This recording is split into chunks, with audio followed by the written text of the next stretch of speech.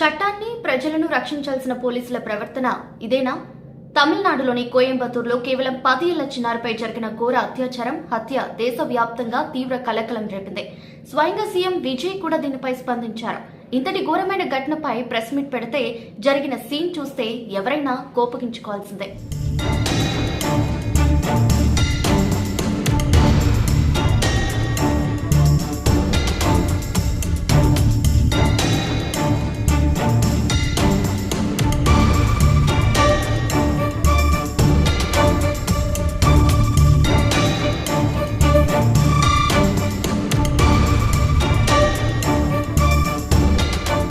Case వివరాలను మీడియాకు చెప్తూ ఓ మహిళా ఐజీ నవ్వుతూ కనిపించారు.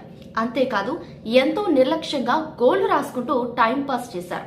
ఒక సున్నితమైన దారుణమైన కేసును డీల్ చేసేటప్పుడు ఒక బాధ్యతాయుతమైన ఆఫీసర్ ప్రవర్తించాల్సిన తీరు ఇదేనా? ప్రస్తుతం ఈమెను వెంటనే సస్పెండ్ చేయాలని డిమాండ్లు సోషల్ మీడియాలో విపరీతంగా వెల్లువెత్తుతున్నాయి.